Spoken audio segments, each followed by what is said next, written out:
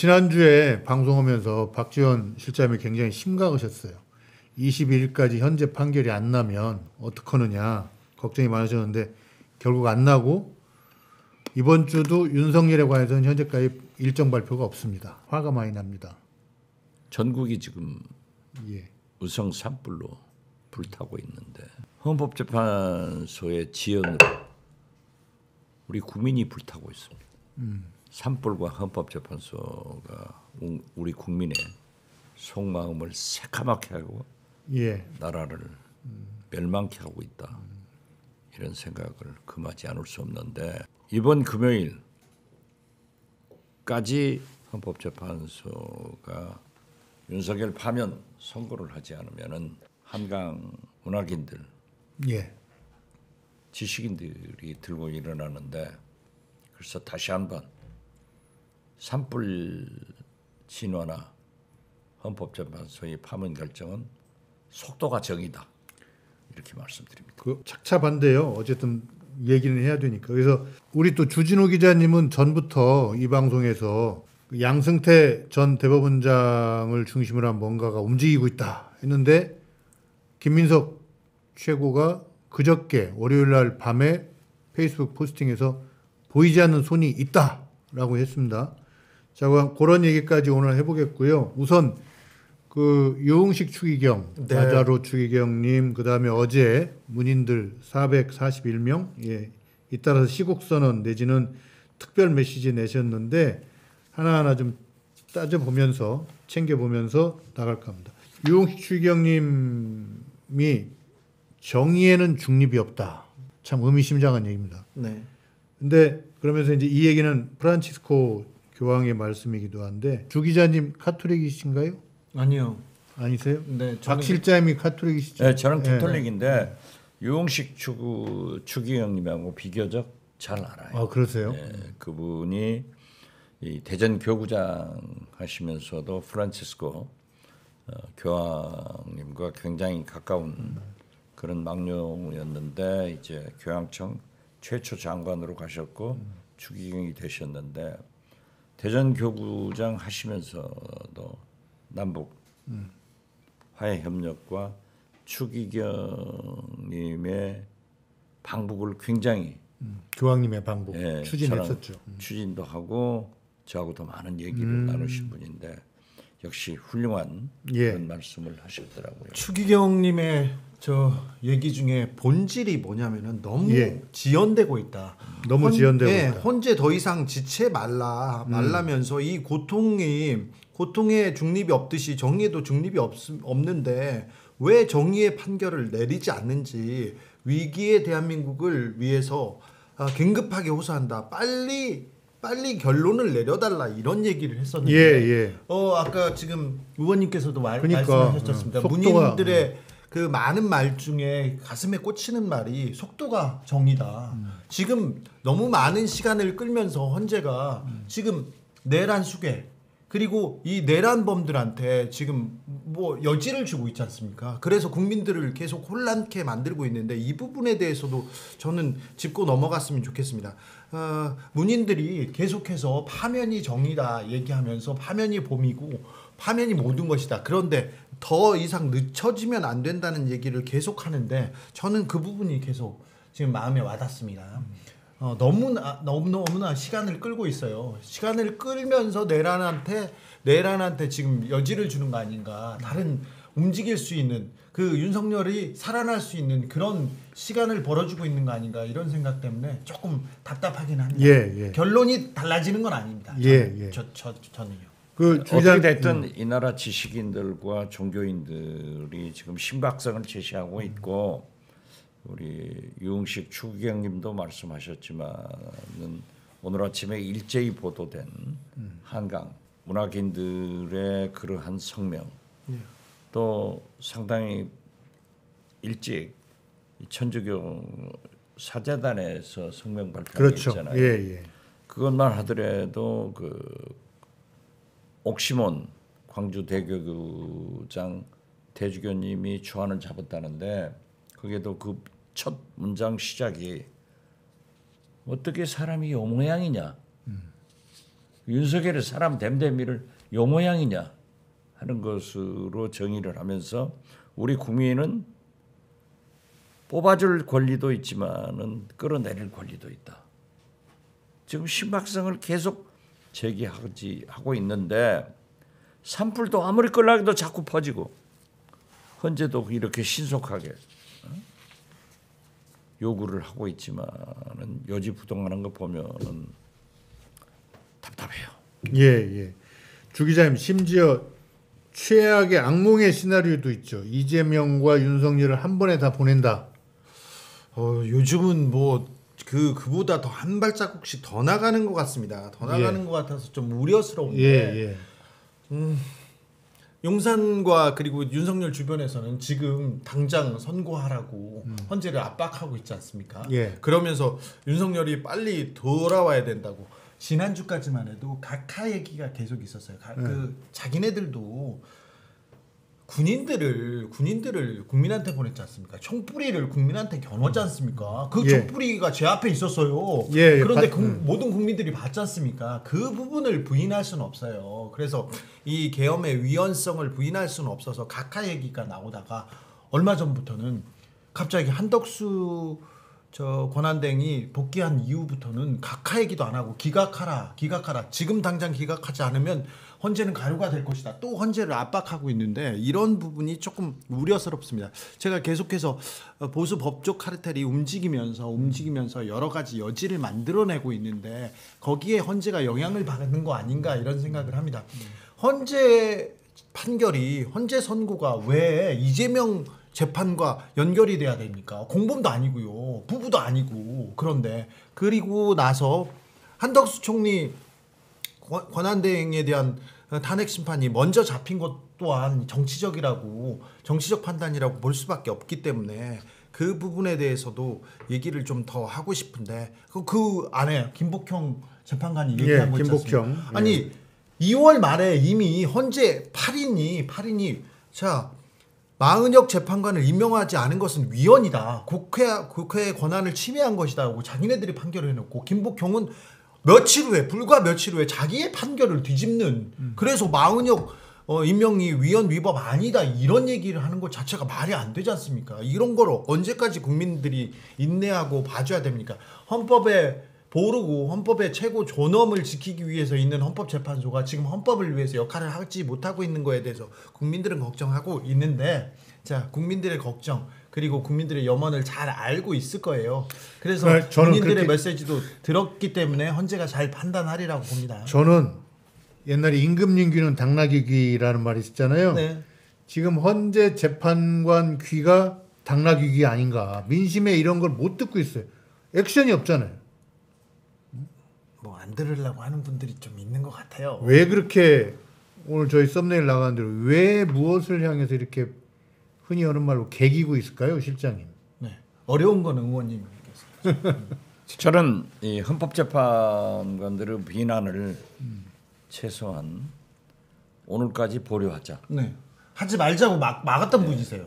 예, 오늘이란 건 네. 오늘이 26일이죠. 그렇죠. 예, 3월 26일까지는 보류하자. 오늘이 수요일 아니에요? 예. 최소한 금요일 날까지 헌법재판소가 윤석열 파면 선고를 해야 돼요. 예. 그러려면은 이틀 전에는 준비가 돼야 되는데 그 이틀 전에 준비의 가장 큰 목표가 질서 유지입니다. 예. 그렇기 때문에 지금 혼란이 폭동이 굉장히 염려가 되는데 전국 경찰이 비상령을 내려서 서울로 다 집합하려면은 이틀 전에 연락이 돼야 된대요. 예, 재울 것도 있어야 되고 먹을 것도 저는 있어야 되고. 오늘까지는 좀 보면은 최소한 내일부터 경찰 금요일 선고가 아니라고 하면은 이건 헌법재판소는 지금까지 존경의 대상이고 존중의 대상이지만은 이제는 만약 이번 주 넘기면은 비난의 대상이고 무시의 대상이 된다. 저는 그렇게 봅니다.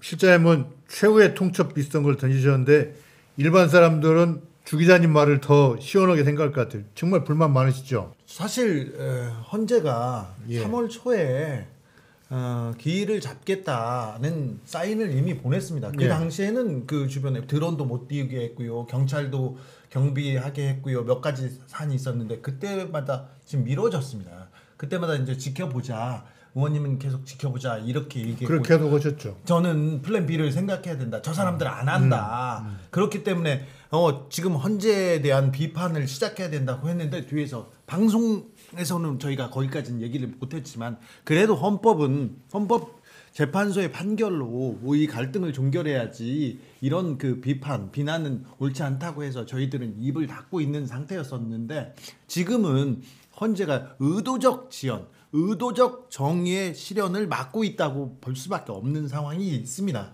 계속해서 언제까지 회의할 건데, 언제까지 뭘 할 건데, 다른 것보다 더 중요하다고요?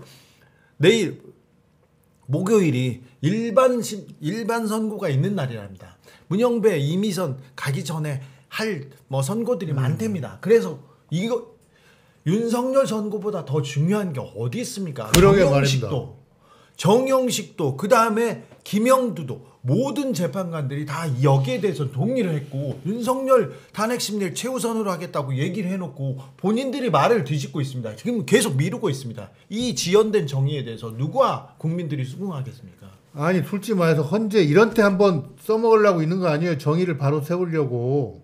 그렇죠. 이 헌법의 마지막 보루인데 보루 역할을 지금 잘 못하고 있어요.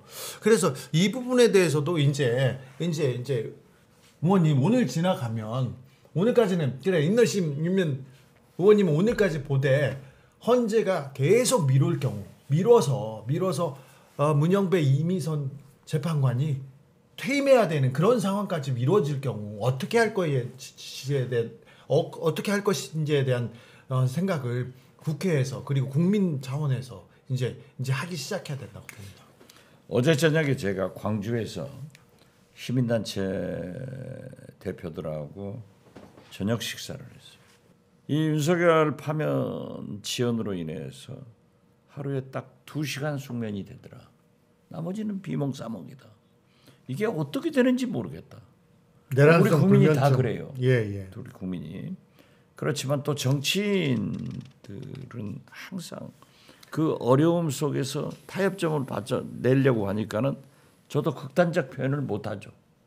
예, 저도 충분히 이해합니다만 얘기는 못하지만은 그러기 때문에 늘 타협의 자세를 보이고 가능성을 얘기하는데 그러면 저마저 헌재 안 됩니다. 이번 주까지 안 됩니다. 라고 했을 때 파장이 어떻겠냐 이거죠. 그렇기 때문에 저는 헌법재판소가 다시 한번 이 심각성을 좀 아셔라. 그래서 이번 금요일을 넘기면은 지금 현재 우리 대한민국은 다 모든 것을 떠나서 윤석열 파면이 최우선이다.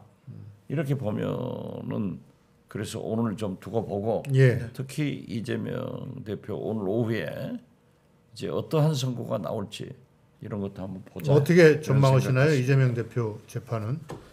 저는 오랫동안 법사위에서 본 바에 의하면은 여러 가지 내용으로 보더라도 무죄를 확신하고 있고 예. 만약 유죄가 된다 하더라도 벌금 80만 원으로 끝날 것이다 이렇게 봅니다.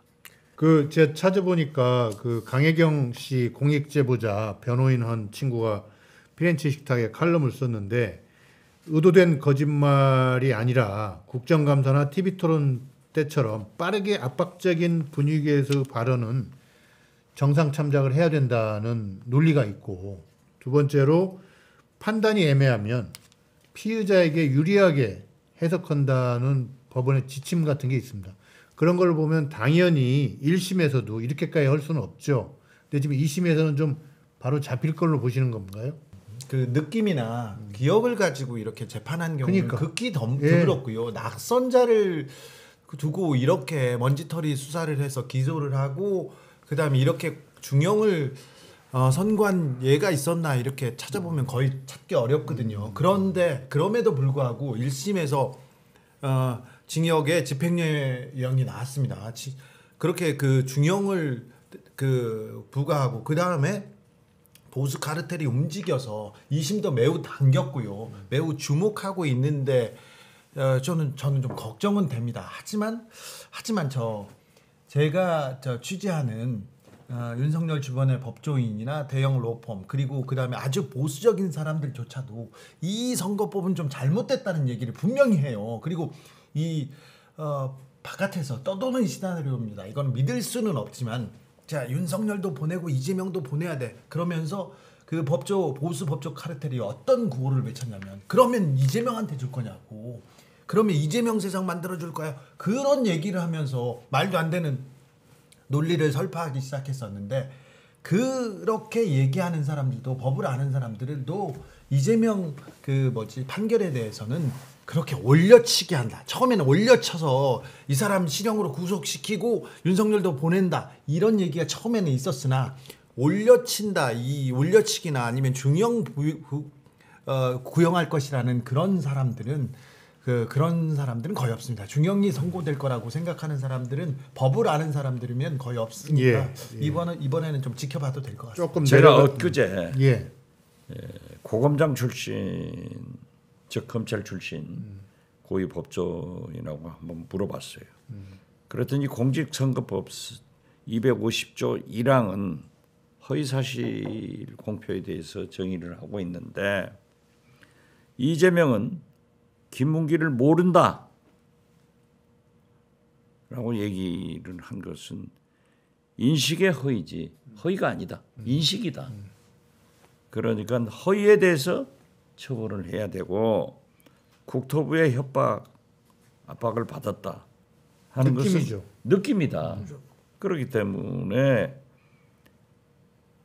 인식과 느낌을 처벌할 수는 그렇죠. 없는 기억과 느낌이잖아요. 그 인식과 느낌을 가지고 지금 재판을 하는 것 자체가 굉장히 그것도 떨어진 사람을 네? 떨어진 사람을 그러니까요. 그렇죠. 떨어진 낙선자. 이 부분에 대해서는 보수 법조계에 대해서도 다 과하다고 얘기해요. 심평 변호사도 이건 말이 안 된다고 얘기하더라고요. 사석에서는. 괜히 얘기했나? 그분? 예. 그분도 얘기합니다. 이제 몇 시간 있으면 나올 건데 어쨌든 두 분은 1심보다는 좀 낮게 갈 것이다. 최소한. 아무튼 법이 상식인데 상식을 따라가야죠. 그리고 어떤 경우에도 2심은 2심이에요. 예. 우리나라는 대법원 3심제의 최종 판결까지는 무죄 최종의 원칙이 되기 때문에 그럼요. 예. 저는 이번 재판 결과가 그렇게 중요하지 않다. 오히려 그렇게 생각해요. 근데 저는 이게 두렵습니다. 의원님. 자, 이재명 재판은 땡기고 헌재는 미룬다. 그런 얘기는 계속 있었습니다. 근데 불행스럽게도 그런 느낌이 그런 주장이 막 맞아가잖아요. 그래서 이재명 선고가 납니다. 그리고 3심도 땡긴다.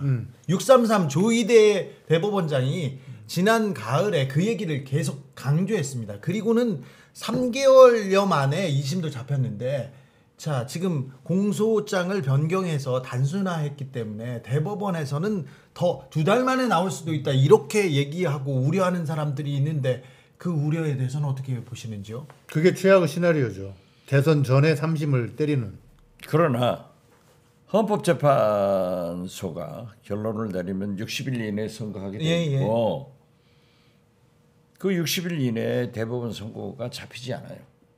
미국 트럼프도 일반 형사재판에서 유죄가 났지만은 대법원에서 대통령 선거를 하니까 다 해결되잖아요. 근데 쟤네들이 잡으면 어떻게 해요?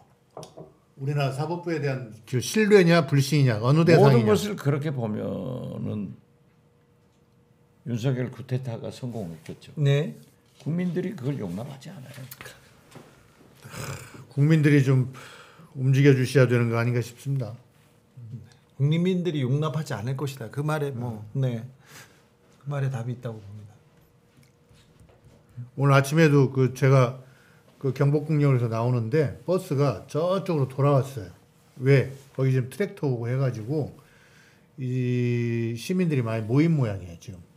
오늘 아마 계속해서 교통 정체가 좀 있을 것 같은데 걱정입니다. 근데 우리가 저는 그런 생각해요. 헌재에다가 이렇게 지금 헌재 재판관은 대법관급 대우를 해주고 심지어 사무처장도 장관급 대우를 해주거든요. 예. 그러니까 국가의 중요한 부분이 있을 때 법으로 잘 해석을 해줘라라고 이 사람들 월급 주고 일 시키고 있는데 왜 이렇게 늦어지는 걸까요?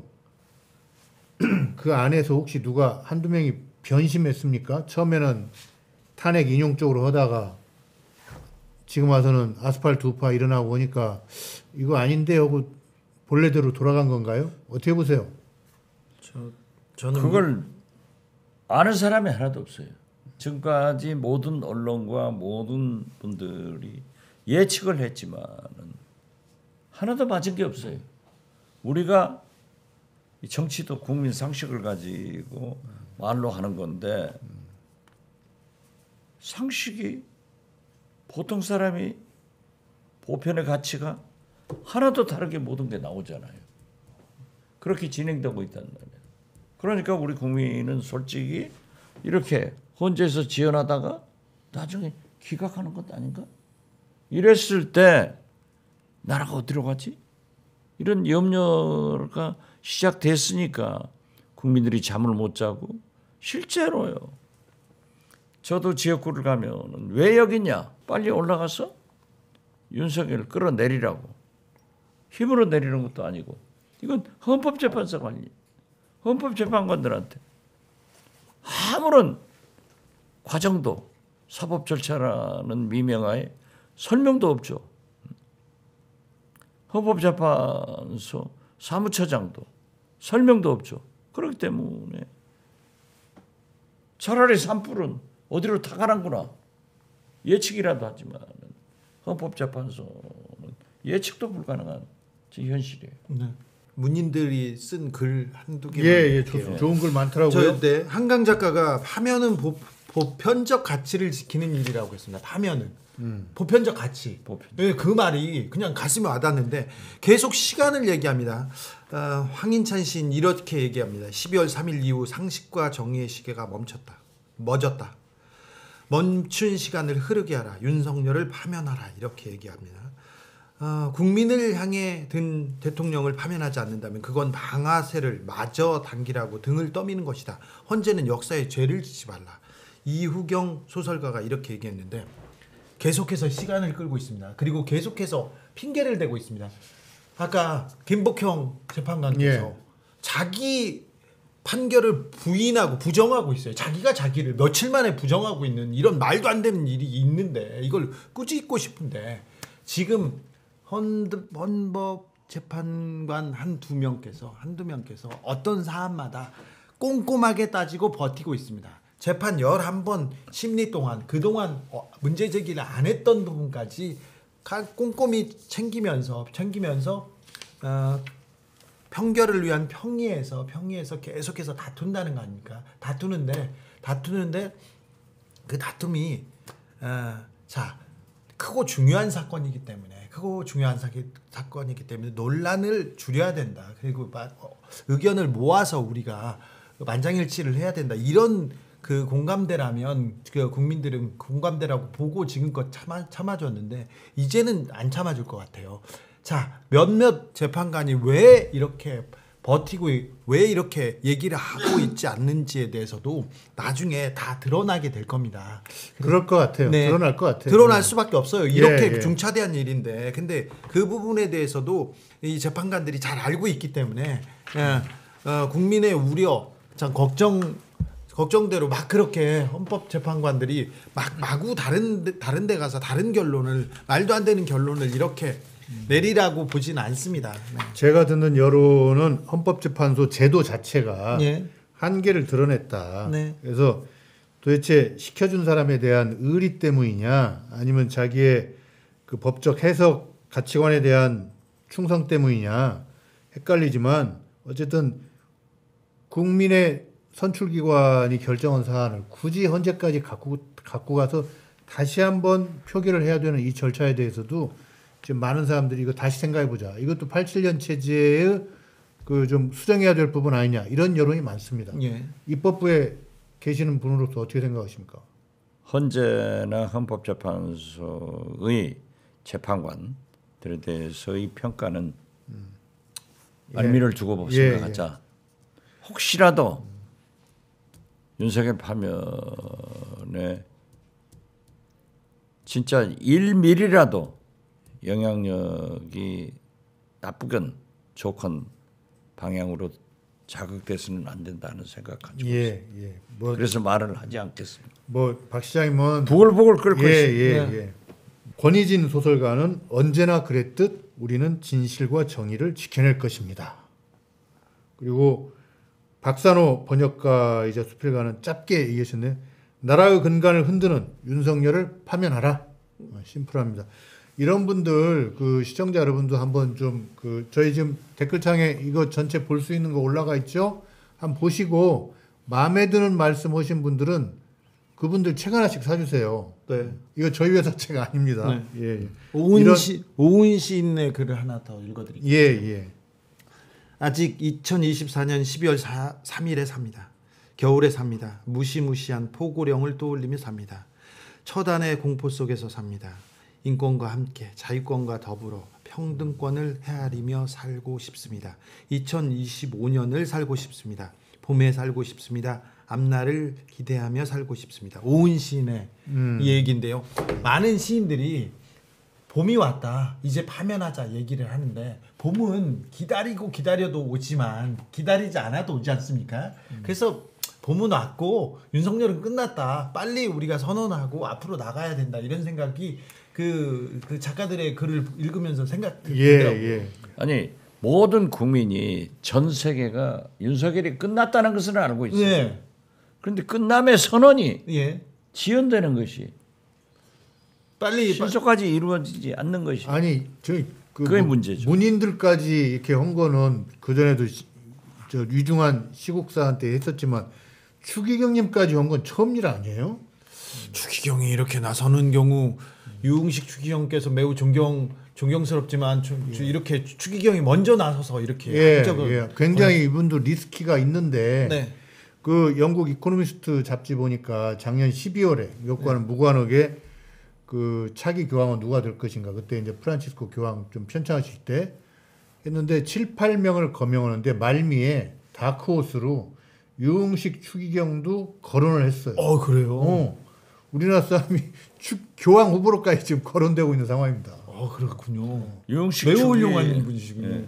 유흥식 추기경님 지금 교황청 장관님이세요. 장관이지 사실 정직자부 장관. 이 교구장이 아니거든요. 예. 서울대 교구장이나 그런데 그런 현직 장관으로서 저 정도 말씀을 하신 것은 엄청난 거죠. 굉장히 메아리가 큰 거예요. 그렇습니다. 네. 자, 역대 우리 추기경님들이 굉장히 보수적이셨어요, 사실은. 그런데 이번에 유흥식 추기경님의 말씀이 많은 사람들한테 울림을 주고 있다는 거에 대해서도 꼭 짚고 넘어가요. 5.18 때 윤공이 대주교님 같은 분 많은 존경을 받았죠. 네. 역시 김수환 추기경님도 사실 우리나라 민주화에 정의균 사재단은 뭐 우리나라 민주화에 빼놓을 수 없는 함재웅 신부님부터 한번 그 친하시죠?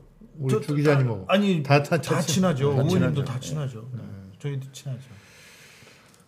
자, 이렇게까지 뜻이 모아졌는데 헌재가 또 국민의 뜻을 국가를 배반하지는 않습니다. 정치인들은 지금 저는 이 상황을 보면서 국민의힘 그리고 윤석열 주변 사람들 그리고 장관이라는 자들, 그 사람들한테 정치가 무엇인가 다시 한번 묻고 싶어요. 국가는 있는지 묻고 싶은데 그런데 헌재는 배반하지 않으리라고 베풉니다. 근데 헌법재판소가 그런 얘기를 하잖아요. 처음부터 8분의 헌법재판관이 소위 파면 이외의 판결문을 쓸 수가 없다는 거예요. 그런데 참 배우신 분들이. 그러니까 그 대전제가 무너지지 않고 사소한 것을 지금 조율하고 있다, 이렇게 좀 보고 좀 기다려 보죠.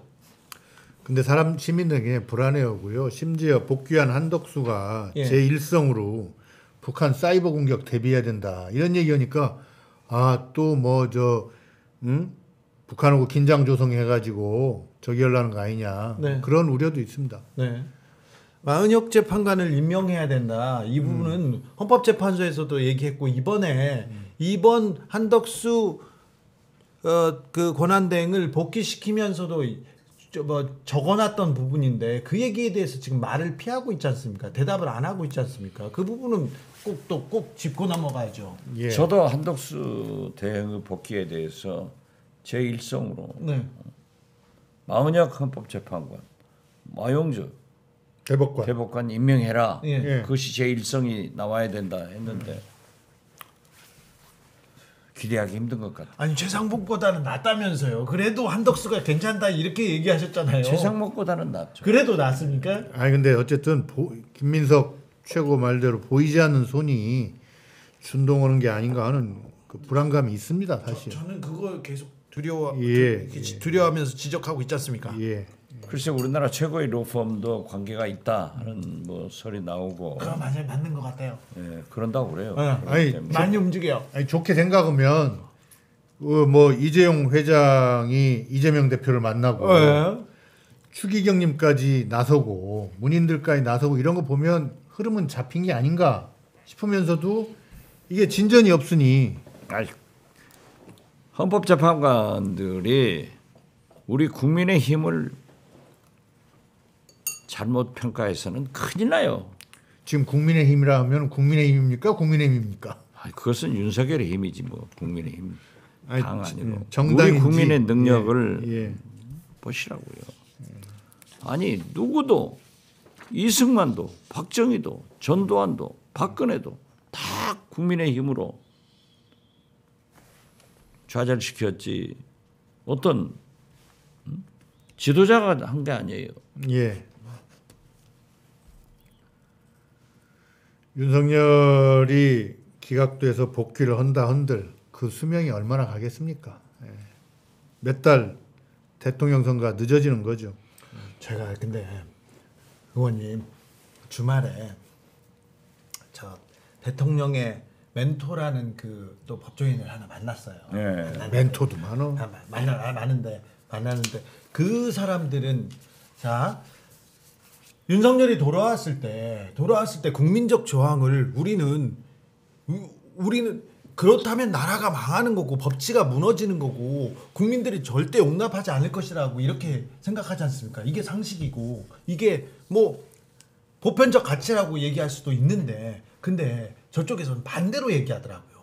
윤석열이 탄핵됐을 경우 그 국민적 저항을 어떻게 할 거냐 이걸 확대해가지고 그쪽에다 심어주는 것 같아요. 헌재에다나 막 다른 데다가 만약에 윤석열이 탄핵되면 2030 청년들이 가만히 있지 않을 것이다. 국민들이 가만히 있지 않을 것이다. 그런 보고서를 매주 써주나 보더라고요. 참 상황을 180도 돌려서 사실관계를 그냥 무너뜨려 가지고 얘기하고 있는데 거기에 젖어들까 영향을 받을까 그게 조금 걱정입니다.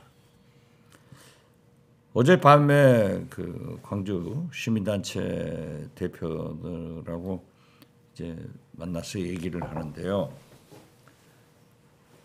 한 분이 이런 말씀을 해요. 민주당의 상당히 유력한 대통령 후보로 거론된 사람이 오셔서 하는 말씀이 윤석열 탄핵 후를 대비해야 된다라고 하더라는 거예요. 네. 그분들이 지적했다는 거예요. 무슨 소리냐? 윤석열 탄핵을 지금 목표로 해서 해야지. 탄핵 후는 대비할 것도 없다. 절차대로 가면 되는 거죠. 미래로 가는 거다. 그래서 모든 포커스를 윤석열 탄핵에 맞추고 있는 것이 국민들의 시각이에요.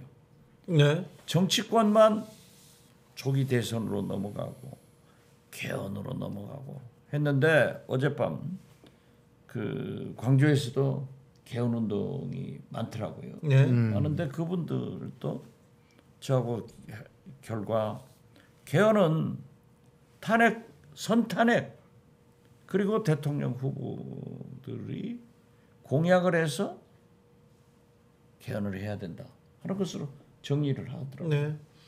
장성남 시인이 어제 이제 그 발표한 좋은 글귀입니다. 국민을 향해 총을 들라고 명령을 내렸다. 그걸 시민들이 막았다. 그자읍하면은 그냥 상식. 그자와 그 무리는 소멸이 상식. 어렵지 않다. 네, 상식이죠. 실장님, 예. 소멸이 상식인데 그걸 왜 국민은 아는데 시인은 아는데 헌법재판관이 모르냐? 이게 불행 아니에요? 예. 그러게요. 네. 봄은 왔습니다. 네. 봄은 왔습니다. 네. 그러니까 빨리 탄핵하고 그리고 일상으로 돌아가도록 이렇게 국민들이 일상으로 돌아가서 봄을 만끽하도록 이렇게 해야 될 것 같습니다. 더 노력해야 될 것 같습니다. 있는 자리에서. 밤에 이렇게 KTX를 타면요. 네. 깜깜하잖아요. 예. 그런데 멀리 전기불이는 보여요. 예.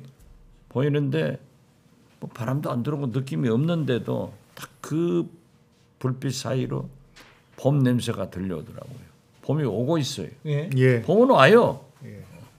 봄은 오죠. 언제가 막아도 봄은 와요. 알겠습니다. 예, 애타는 마음 그 터널의 끝에 우리는 지금 서 있다는 박지원 실장의 말씀을 마지막으로 오늘 방송 마치겠습니다. 네. 구독, 좋아요 다시 한번 부탁드리겠습니다. 네. 감사합니다. 감사합니다. 네, 감사합니다. 오늘 우리는 법사위 지금 가서 열심히 하겠습니다. 예, 수고하셨습니다. 대통령 선거